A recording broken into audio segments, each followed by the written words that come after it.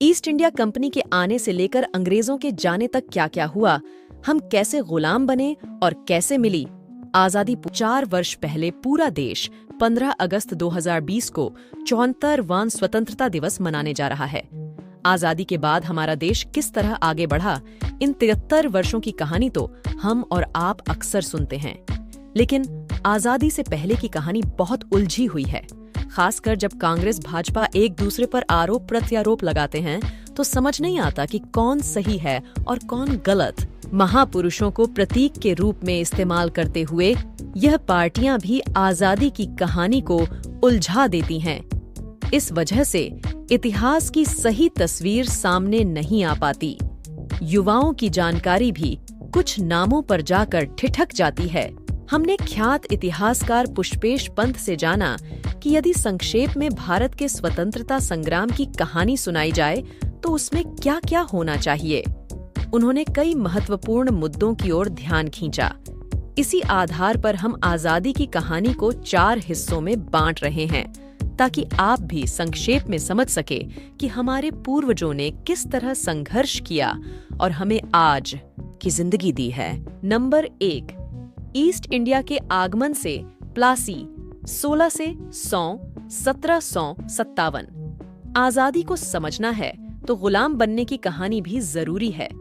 जब east India company को 1600 में ब्रिटिश महारानी से कारोबार की इजाजत मिली, तब तक भारत में फ्रेंच, पुर्तगाली और डच कब्जा जमा चुके थे।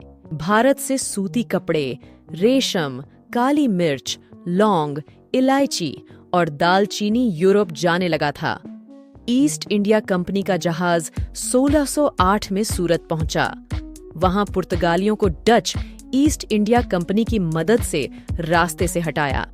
फिर मुगल शासक जहांगीर से रिश्तों को मजबूती दी। यूरोपीय वस्तुओं के बदले भारतीय शासकों का दिल जीता। धीरे धीरे कूटनीति के जरिए उनके राजनीतिक मामलों में दखल शुरू किया। ताकत भी बढ़ाते रहे। कंपनी ने मुगल से टैक्स में छूट प्राप्त कर ली थी। अब अफसर भी निजी कारोबार करने लगे थे और वे टैक्स नहीं चुकाते थे। इसका बंगाल के नवाब सिराजुद्दौला ने विरोध किया। कलकत्ता में ब्रिटिश संपत्ति पर कब्जा जमा लिया। अधिकारियों को गिरफ्तार कर लिया। तब कंपनी का एक और गढ़ था मद्रास, आज का चेन्नई में। वहां से रॉबर्ट क्लाइव नौसेना लेकर आए और 1757 में सिराजुद्दौला से प्लासी का युद्ध लड़ा। सिराजुद्दौला के सेनापति मीर जाफर ने विश्वासघात किया और युद्ध में नवाब की मौत हो गई। कुछ साल पहले वहां सिराजुद्दौला की प्रतिमा स्थापित की गई है, ताकि यह भी नई पीढ़ी जान सके कि अंग्रेजों के खिलाफ आवाज उठाने वाला पहला शख्स सिराजुद्दौला था, जिसे मीर जाफर की गद्दारी की वजह से शहादत मिली। नंबर 2, कंपनी बहादुर से पहले स्वतंत्रता संग्राम 1757 से 1857। जल्द ही कंपनी को लगने लगा कि कठपुतली नवाब काम नहीं आएंगे, सत्ता अपने हाथ में होनी चाहिए। तब 1765 में मीर जाफर की मौत के बाद कंपनी ने रियासत अपने हाथ में ली। मुगल सम्राट ने कंपनी को बंगाल का दीवान बना दिया, यानी कंपनी बहादुर अस्तित्व में आया। अंग्रेजों के सामने 2 बड़ी चुनौतियां तब भी थीं। दक्षिण में टीपू सुल्तान और विंध्य के दक्षिण में मराठा। टीपू ने फ्रेंच व्यापारियों से दोस्ती कर ली थी, सेना को आधुनिक बना लिया था।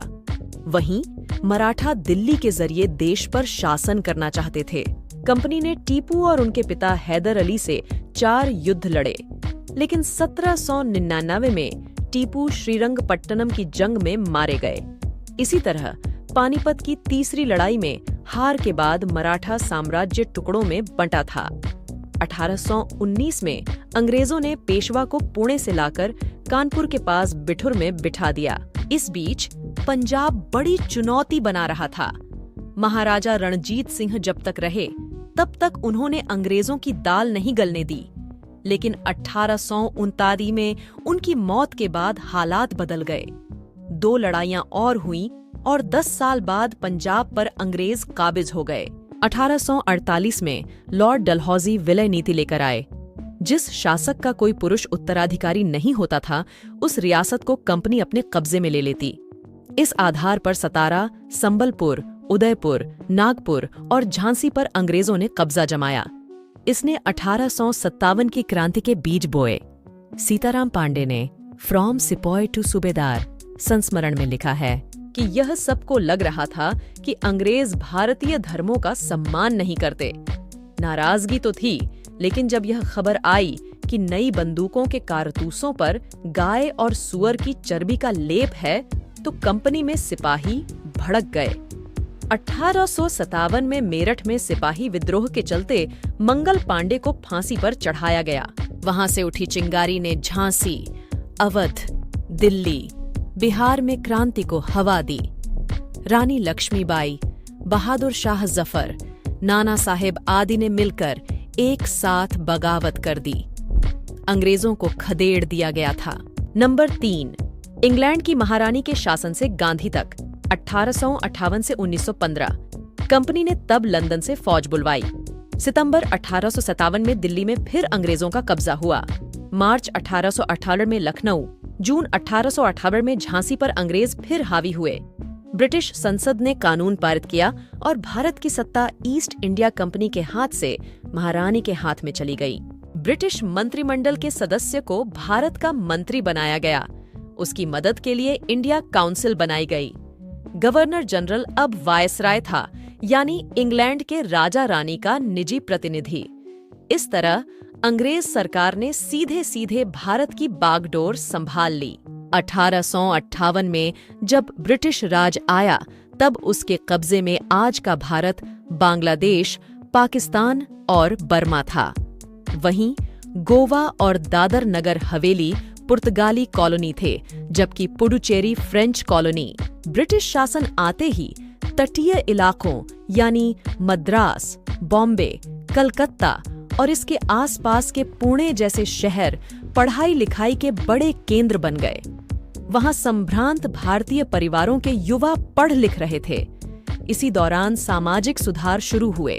दिसंबर 1885 में रिटायर्ड ब्रिटिश अधिकारी एलन ऑक्टेवियन ह्यूम ने ब्रिटिश शासन और भारत की सिविल सोसाइटी में समन्वय की भूमिका निभाने भारतीय राष्ट्रीय कांग्रेस बनाई। इसका उद्देश्य आजादी की लड़ाई लड़ना नहीं, बल्कि ब्रिटिश शासन में अपनी भूमिका निभाना था। सुरेंद्रनाथ बनर्जी कलकत्ता में, महादेव गोविंद राणाडे पूना में सक्रिय हुए। प्रार्थना समाज, आर्य समाज जैसे संगठन सक्रिय हुए। इसी दौरान 1906 में ढाका में मुस्लिम लीग ने आकार लिया। ये सामाजिक, धार्मिक और राजनीतिक संगठन ही आगे राष्ट्रवादी चेतना की प्रेरणा बने। 1905 में लॉर्ड कर्जन ने बंगाल का विभाजन किया। इससे बंगाल भड़क उठा। कांग्रेस नेतृत्व ने इसे बांटो और राज करो की नीति बताया। बंगाल से उठी राष्ट्रवाद की प्रचंड धारा से वंदे मातरम कांग्रेस का राष्ट्रगीत बना। बंकिम चंद्र चटर्जी के उपन्यास आनंद मठ से लिए इस गीत को रबींद्रनाथ टैगोर ने संगीतबद्ध किया था। बंगाल में कलकत्ता समेत सभी इलाकों में विदेशी कपड़ों की होली जलाई गई। पूरे देश में बंग भंग आंदोलन की चिंगारी पहुंच गई। ये आग पूना, मद्रास और बॉम्बे में भी फैली। अंग्रेजी पढ़ाई का विरोध हुआ। पंडित मदन मोहन मालवीय ने 1910 में बनारस हिंदू विश्वविद्यालय की स्थापना की। वहीं ब्रिटेन में भी हालात बदल रहे थे। 1906 में लिबरल पार्टी ने चुनाव जीते और भारत को देखने का नजरिया बदला। कम से कम दिखाया तो ऐसा ही। वायसराय लॉर्ड मिंटो और भारत के लिए मंत्री जॉन मोरली ने सुधार लागू किए। भारतीयों को राजनीति और शासन में हिस्सेदारी दी गई। 1910 में सुप्रीम काउंसिल में भारतीय सदस्य बढ़ गए। गोपाल कृष्ण गोखले जैसे नेता उससे जुड़े। उन्होंने इस पर कहा था कि इससे पहले तक वे बाहर से हमला करते रहे, लेकिन अब अंदर से हमले भी कर सकेंगे। पर इससे पहले ही 1907 में कांग्रेस 2 धड़ों में टूट गई थी, गरम दल और नरम दल। नरम दल सरकार के साथ रहकर काम करना चाहता था। वहीं गरम दल में लाल पाल बाल की तिकड़ी थी, यानी लाला लाजपत राय, बाल गंगाधर तिलक और विपिन चंद्र पाल। तिलक ने क्रांतिकारी प्रफुल्ल चाकी और खुदीराम बोस के बम हमलों का समर्थन किया। उन्हें बर्मा की जेल भेज दिया गया। उसके बाद पाल और अरविंद घोष ने सक्रिय राजनीति से संन्यास ले लिया। धीरे धीरे यह उग्र राष्ट्रवादी आंदोलन भी कमजोर पड़ गया। 1928 में लाला लाजपत राय की भी अंग्रेजों के लाठीचार्ज में मौत हो गई। 1911 में मिंटो की जगह लॉर्ड हार्डिंग्स आए और उन्होंने विभाजित बंगाल को एक कर दिया, लेकिन बिहार और ओडिशा को अलग कर नया प्रांत बना दिया। राजधानी भी कलकत्ता से उठाकर दिल्ली ले आए। मुस्लिम लीग की मांग पर परिषदों में कुछ सीटें मुस्लिमों के लिए आरक्षित रखी गईं। नंबर 4, महात्मा गांधी से आजादी की लड़ाई तक 1915 से 1947। मोहनदास करमचंद गांधी यानी बापू 1915 में दक्षिण अफ्रीका से लौटे। वे वहां नस्लभेदी पाबंदियों के खिलाफ अहिंसक आंदोलन के प्रणेता थे। गोपाल कृष्ण गोखले की सलाह पर उन्होंने सबसे पहले पूरे भारत का दौरा किया। भारत का दौरा करने के बाद वे चंपारण, खेड़ा और अहमदाबाद के स्थानीय आंदोलनों से जुड़े। 1919 में रॉलेट कानून के खिलाफ सत्याग्रह किया। यह ब्रिटिश शासन के खिलाफ पहला एकजुट आंदोलन था। आंदोलनों को दबाने के लिए ब्रिटिश अधिकारियों ने दमनकारी हथकंडे अपनाए। अप्रैल 1919 में बैसाखी के दिन जलियांवाला बाग में जुटे प्रदर्शनकारियों पर गोलियां चलाई। इसमें 400 से अधिक लोग मारे गए थे। जलियांवाला बाग हत्याकांड और खिलाफत आंदोलन की पृष्ठभूमि में 1920-21 में असहयोग आंदोलन शुरू हुआ। विदेशी कपड़ों की होली जलाई जाने लगी। देश के अलग अलग हिस्सों के छुटपुट आंदोलन भी इससे जुड़ते चले गए। फरवरी 1922 में किसानों ने चौरी चौरा पुलिस थाने को आग लगा दी। 22 पुलिस वाले मारे गए। तब गांधीजी ने असहयोग आंदोलन वापस ले लिया।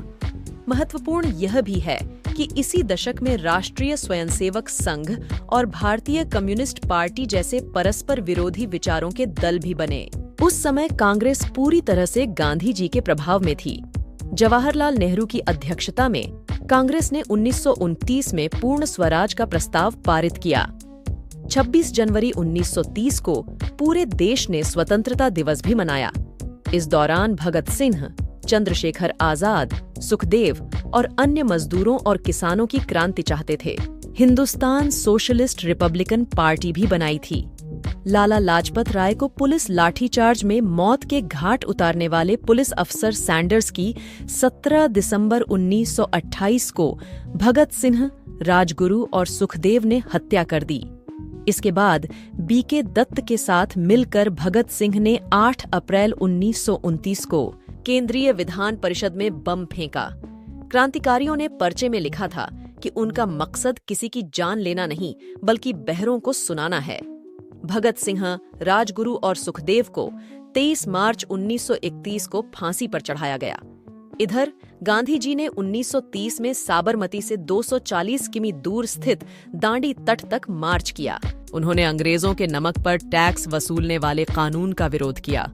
इसमें लोगों ने बड़े पैमाने पर उनका साथ दिया। यहीं से सविनय अवज्ञा आंदोलन शुरू हुआ। भारत में हर स्तर पर राष्ट्रीय चेतना बढ़ गई थी। तब 1935 में गवर्नमेंट ऑफ इंडिया एक्ट बना। प्रांतों को स्वायत्तता दी गई।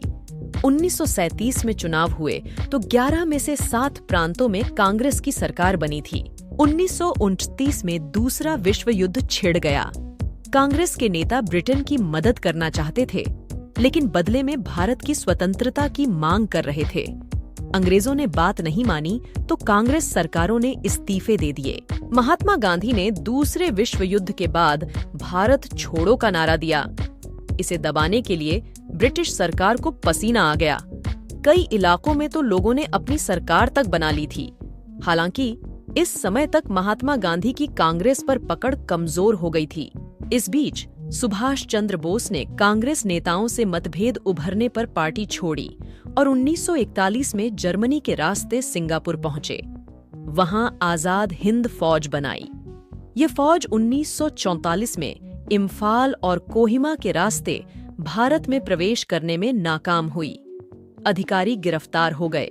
दूसरे विश्व युद्ध के बाद 1945 में अंग्रेजों ने कांग्रेस और मुस्लिम लीग से स्वतंत्रता पर बातचीत शुरू की। लीग चाहती थी कि उसे भारतीय मुसलमानों का प्रतिनिधि माना जाए, लेकिन कांग्रेस राजी नहीं थी। दोनों के बीच मतभेद भारत और पाकिस्तान में विभाजन का कारण बने। 14 अगस्त को पाकिस्तान और 15 अगस्त को भारत स्वतंत्र देश बन गए। हेलो दोस्तों, अगर हमारी वीडियो पसंद आई हो तो कमेंट में जरूर बताएं। और हाँ, किसी भी टॉपिक पर वीडियो चाहिए तो जरूर कमेंट करें। दोस्तों, हमारी चैनल को सब्सक्राइब जरूर कर लें और ज्यादा से ज्यादा शेयर करें ताकि आने वाली वीडियो का नोटिफिकेशन आपको सबसे पहले मिले। जय हिंद दोस्तों, फिर मिलते हैं दूसरी वीडियो में।